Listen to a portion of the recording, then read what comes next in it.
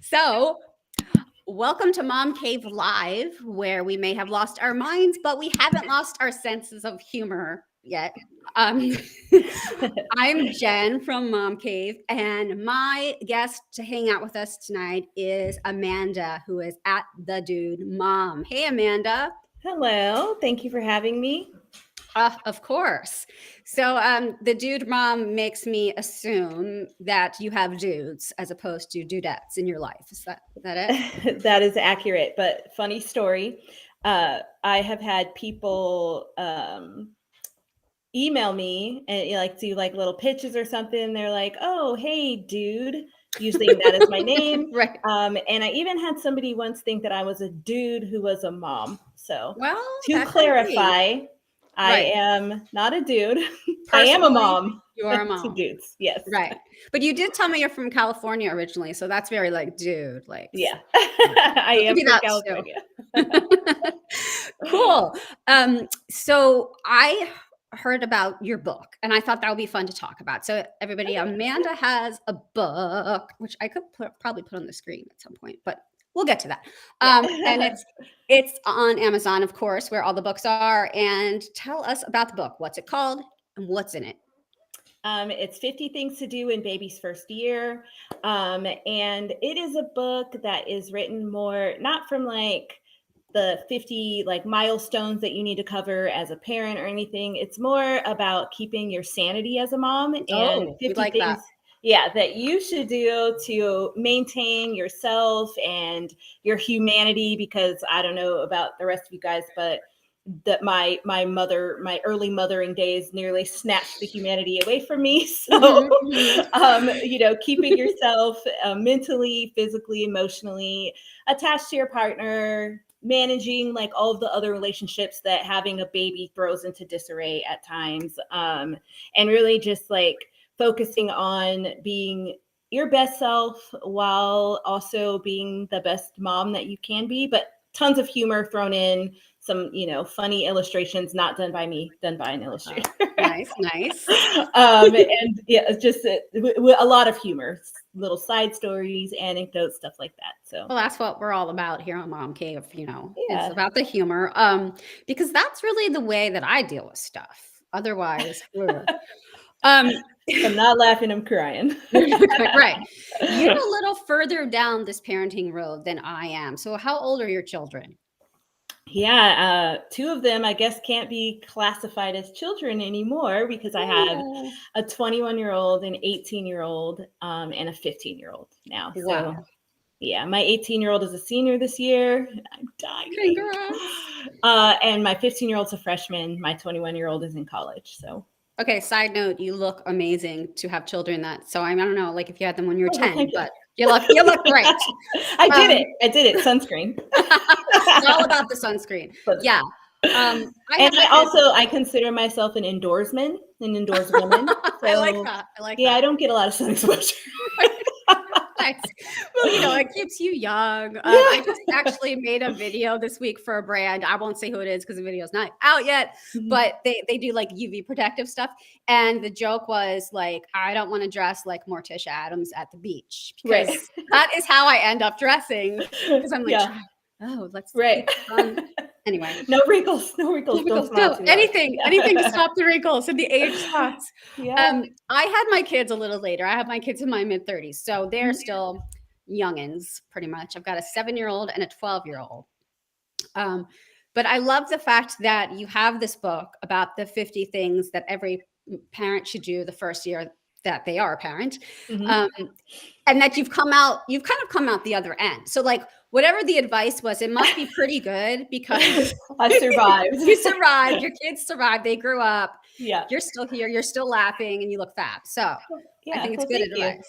I would say, and I wrote this book in 2019, literally like right before the pandemic happened. My book came out on December 31st of 2019, Wow. which was like the most random date. And like the publisher came with that date. I was like, who's going to be paying New attention to my Year's Eve. baby book on New Year's Eve? Right, But, right. we had this plan about, I had book like conversations set up at different bookstores, like in the DC area and all that kind of stuff. And then the global pandemic came along, and I never Mm. did a single book signing. I had my book release party, like I had like a launch party in January of 2020. Uh-huh. And that was great. It was, lots of people came out, whatever. And that was like the last time I saw anybody in person for the Yeah, 2 for a long years. time. So, but I will say that at that time, my kids were older. So I feel like when I wrote that book, I actually wrote that book at an AU basketball tournament in Florida. Yes, they Wow. were like, the deadlines were super tight. And they were like, well, you want to publish the book, we have to have it done at this time. So I remember saying like, well, I have this vacation plan. And they're like, we really don't care. And so I was like, well, I can do this. I'm going to go to Florida and I'll watch basketball tournaments. I'll take my laptop. I'll sit beside the swimming pool while the kids are swimming and doing all their thing. And I'm writing and I am sweating balls, like drenched. I wanted to get in the pool so badly. I've never been so hot in my life. But I got it done. And I feel like I wrote it at a time. Like I feel like I could not have written this book when my kids were toddlers, when they were babies for sure, when they were toddlers. Like I had to go through it and sort of get far enough removed from like the trauma of early parenting to sort of move it to a space where I could be like, well, here's what I wish I would have done. And here are the things that I think like are realistic, because we all read all these things about like, oh, you have to put your mental health and like do all this. And I'm like, sure, we all know those things, but at the same time, it's like actually doing that in the midst of having like a newborn and a 2-year-old and a 5-year-old, like it's hard. So I really wanted to just focus on things that like you could do, and they're not, have a cookie, nothing that's like groundbreaking. Wait. Nobody had to tell me to have a cookie the first year my baby was born, or ever before or after that. No, have the cookie. I already know about half the cookie. Like that's my mantra.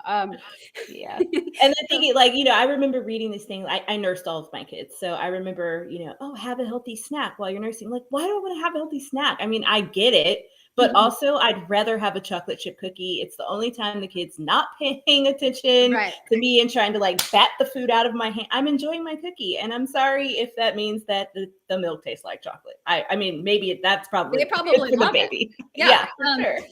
And if your baby is still at an age where they are not like eating cookies themselves yet, then take advantage of that and have the cookie, because as soon as they start eating the real food, like your food's always cold and they always want whatever you have. Right. Yes. I always would say my food's always wet, because that's the worst. I know they want to taste it, and then they're like, oh, and they put it back, and I'm like, well, no. That's something nobody told me about. There was so much swapped saliva, and not in the making of the baby, afterwards, right? Just everywhere. It's not the fun kind. No, not fun swapping of saliva at all. What's one of the surprising things in the 50 things people should do? Oh, you caught me there, because I don't know. I don't think anything is really surprising. I would say it's more things that you don't necessarily think about. Like one of the tips is about being upfront with your in-laws about the relationship that you want to have with your new family.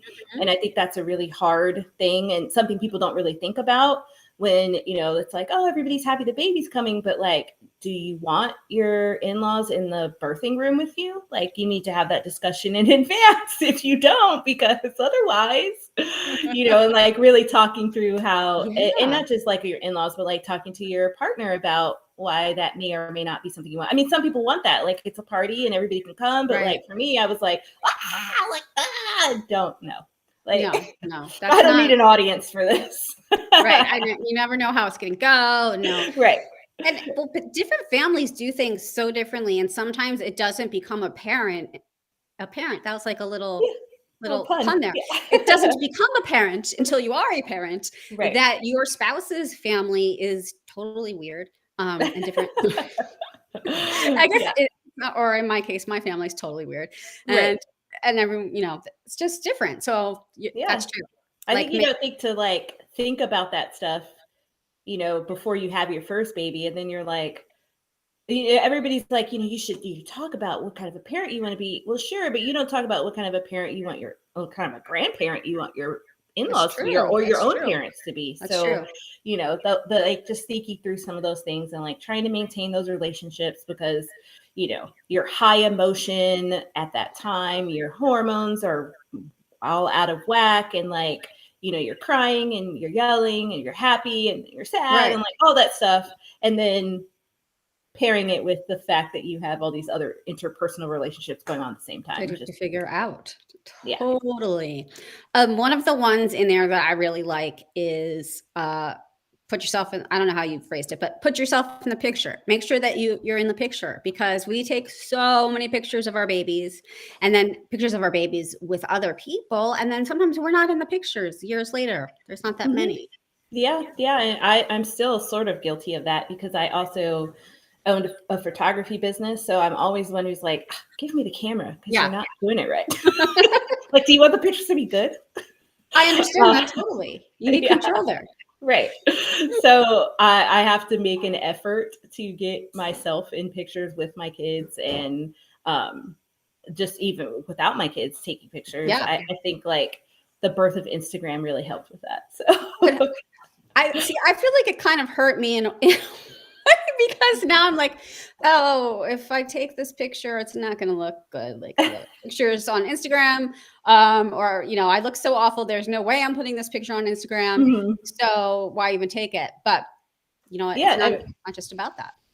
No. Yeah. And not posting every picture, but like making sure, I mean, at this point, I feel like I'm to the point where not just actually being in the picture, but like printing the pictures.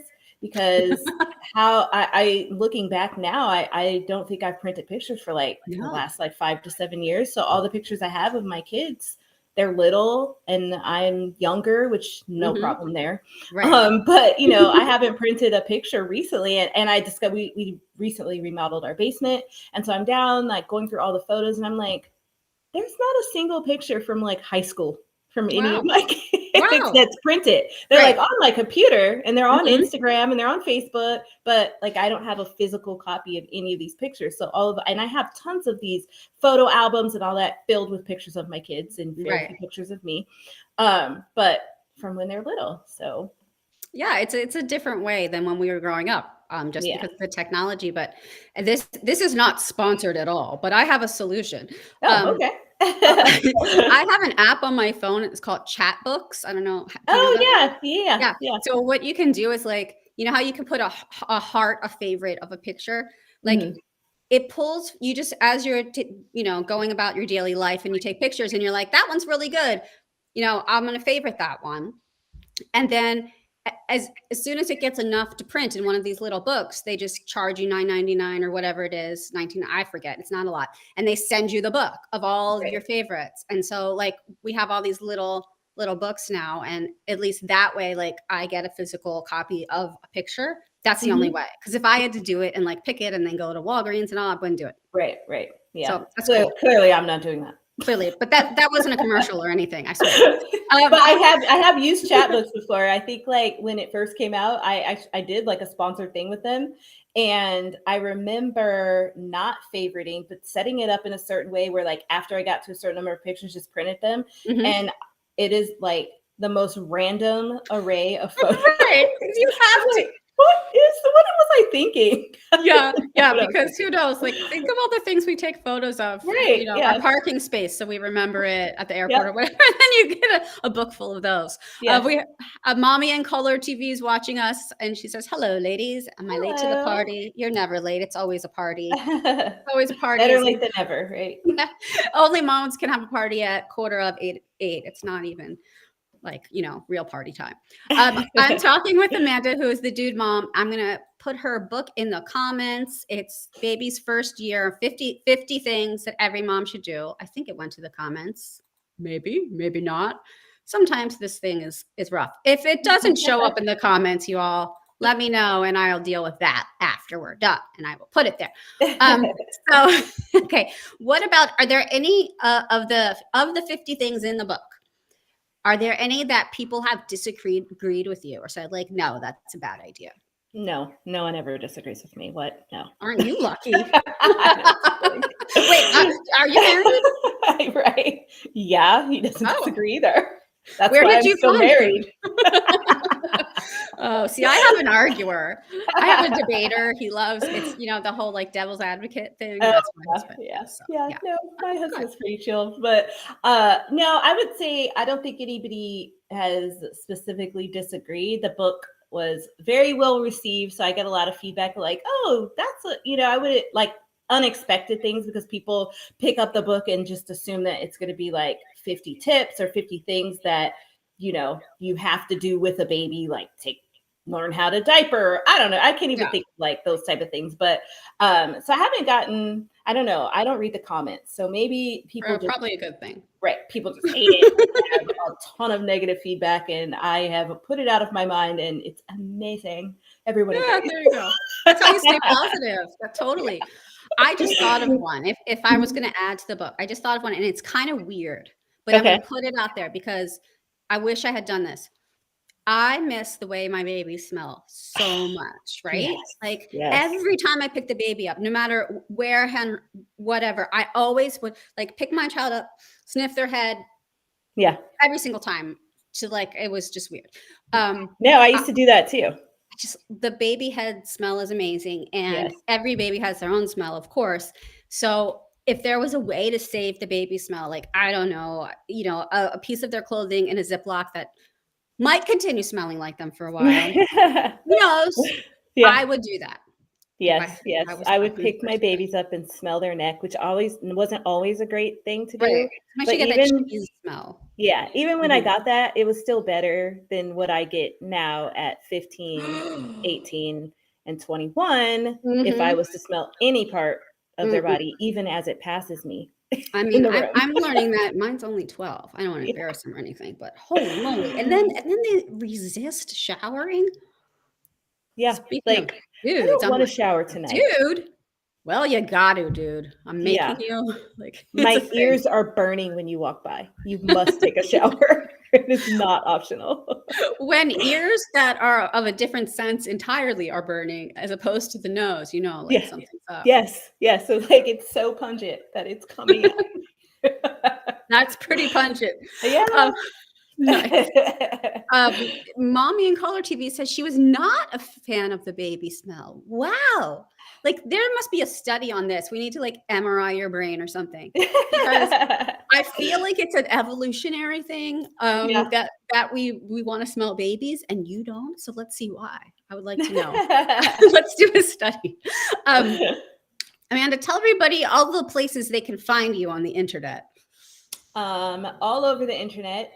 I'm the Dude Mom. Instagram, Facebook, Twitter, TikTok. But don't be so. My TikTok account now is pretty quiet because when 2020 was happening and everybody's at home, I did a bunch of dancing videos with my kids. They have since entirely moved away from that experience and will Yeah. not have anything to do with me They're dancing done. and them. But even I was having a blast with that. But somehow I put 2 videos of my dogs that went viral on TikTok. And I was like, well, that's great because I'm not a dog account. So I Right. have basically like 3 videos. There's 2 that were like crazy. And then, I tried to make some other ones, but my dogs they don't cooperate. They're literally like, just like my kids. They don't want anything to do with me or my camera in their face. They don't do any funny things that other dogs do. It was just these 2 particular videos and all these people followed me. And I was like, well, you're going to be sad because I'm not a dog. I'm not a dog person TikToker. So I don't know. TikTok's funny that way. Once it thinks you're something, then you are that. My most viral video on TikTok was one where I was sort of making fun of certain dads that I know and the way that they like don't step up. Oh, okay. And so that went viral. And so all of a sudden, like my TikTok, everyone that follows me is looking for things about how terrible men are and how terrible dads are. Yeah. And that's really not like I'm married, happily married for the most part. He's great. So they're like looking for like a single mom who's all like empowered. And I'm like, well, I can just say from what I've observed. Right. That's TikTok. I support the single moms. Anyway, is it bad? Who knows? Mine? I don't don't know. You know. can hear me, right? And I can thank hear you, you. Amanda. And yeah, Mommy in Color is a huge fan of yours, Amanda. You have a Oh, thank you. fan. Awesome. I'm telling my kids because they think I'm a dork. So Tell them, because no matter what you do, your kids will always think you're a dork. That's what parenting is. Thank you so much for hanging out with me. You guys go check out the Dude Mom on all the places, and check out the book, which I will put in the comments, of the 50 things that you should do the first year you have a kid. And I think that would be a good gift for people. So just to let I everybody know. second that 100%. I think we need to make it a gift. There you go. Okay, so thank you so much, and I hope we can do this again. Yeah, sounds good. Thank you. Thank you. Okay.